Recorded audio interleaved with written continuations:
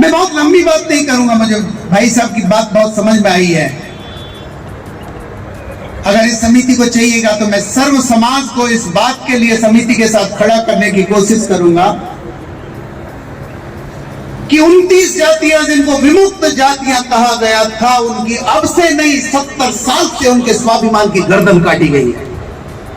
जो लटके थे बरगद की पेड़ों से, जिनको फांसी देकर इस देश को आजाद करने के लिए जिनकी हत्या की थी, जिनको अंग्रेजों ने खादर में और पेड़ों में और जंगलों में भेज दिया था, उनकी संतानों को विमुक्त जाति का सर्टिफिकेट नहीं मिलता आदेश के बावजूद भी, तो आपका स्वाभिमान नहीं खटकता? मुझे ऐसे हिम्मतवार 11 लोग चाहिए जो योगी आदित्यनाथ के दरवाजे पर खड़े होकर बोलेंगे, बताइए आपकी इस साजिश में कितनी हिस्सेदारी है।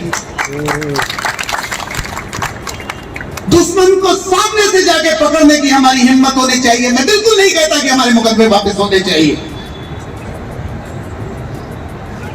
मैं आपसे ये निवेदन करना चाहता हूं कि इस देश में एक संवैधानिक व्यवस्था है, वो लागू होनी चाहिए। कोई कितना ही समाज का नेता हो, कोई नकली सेना का हो, कोई असली सेना का हो, वो स्वतंत्र भारत में ये नहीं कह सकता कि मेरे 14 मुख्यमंत्री हैं, मैं मंचावत जैसे इतिहास लिखवा दूंगा।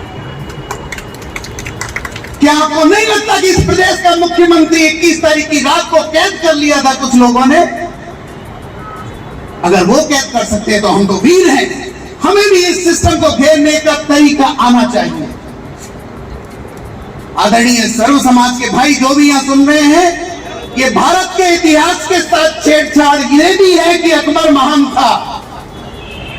भारत के इतिहास के साथ छेड़छाड़ ये भी है कि 70 साल जो इस देश की गुलामी को छुड़ाने के लिए मारे गए, उनको कब तक न्याय मिलेगा।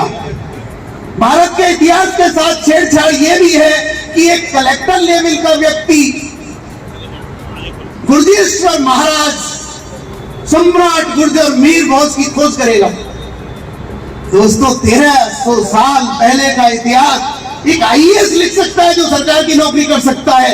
ये सरासर झूठी बात है जो मध्य प्रदेश में हो रही है। ऐसा ही छलावा हमारे साथ राजस्थान में भी हुआ था। तो एक योगी आदित्यनाथ को ठीक करने से हमारा स्वाभिमान वापस नहीं आएगा।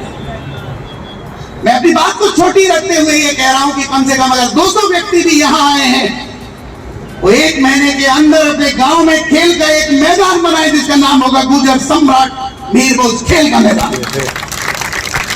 वो अपने गांव में एक पाठशाला स्थापित करें जिसका नाम होगा गुर्जर सम्राट मीर भोज पाठशाला। अरे दोस्तों, हम शोध संस्थान में खड़े हैं। गुर्जर सम्राट मीर भोज की 2-5 किताबें हैं क्या यहाँ?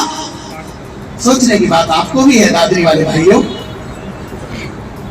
विद्या सभा के प्रधान कहते हैं, हम जब गए मुख्यमंत्री के पास, बड़ा अच्छा पानी पिलाया, बड़ा अच्छा स्वागत किया, बड़े गल भैया, और उन्होंने कहा कि यूनिवर्सिटी क्यों नहीं मांगते? क्या हमारा एक भी बुद्धिजीवी नहीं था कि जो जाता ही यूनिवर्सिटी की मांग के लिए, जो जाता ही स्टेडियम की मांग के लिए, जो जाता ही इस बात के लिए कि मेरी बहनों के लिए मुझे संस्थान चाहिए। मैं जानता हूं कि ये 200 व्यक्ति भी अगली 2 मीटिंगों में रेगुलर नहीं आ पाएंगे, सबकी अपनी मजबूरियां होती हैं। हाँ, राजनीति होनी चाहिए भाई साहब, और एक प्रस्ताव तो ये होना ही चाहिए, जो इस विमुक्त समाज के हित की बात करेगा वही हमसे वोट की बात करेगा।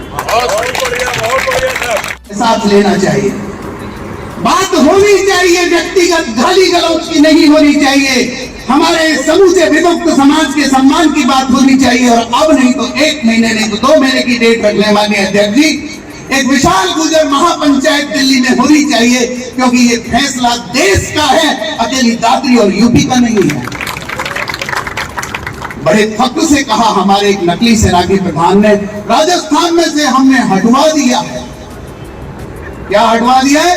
गुर्जर प्रतिहार वंश में से गुर्जर शब्द हटवा दिया है।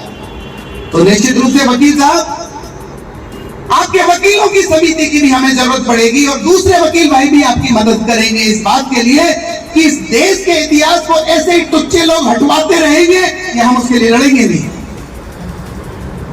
आप तो जानते हैं वकील साहब, जब सुप्रीम कोर्ट में हम 1200 नौकरियों के लिए लड़ रहे थे, हमारी तरफ 2 वकील खड़े थे और सामने 35 वकील खड़े थे बिना फीस के। हमें अध्यापकों को इकट्ठा करने की जरूरत है, वकीलों को इकट्ठा करने की जरूरत है। और युवा भाइयों, आपसे मेरी प्रार्थना है, काली पोतने वाले चोर का बदला काली पोत के नहीं लिया जाता है। अगर मानते हो कि ये राष्ट्रीय स्वाभिमान समिति सच में आपके लिए संघर्ष करे तो इनकी बात को मानना भी पड़ेगा। इनका जो अनुशासन का मंत्र है उसको मानना भी पड़ेगा।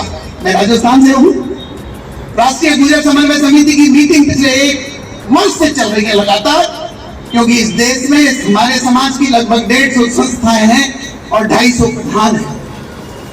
अगर हमें वो 250 लोग भी खड़े मिल जाए तो बहुत होते हैं, क्योंकि गुरु गोविंद सिंह जी की बात को याद रखना, 1 लाख से 1 लड़ाऊं तब गुरु गोविंद सिंह कहा।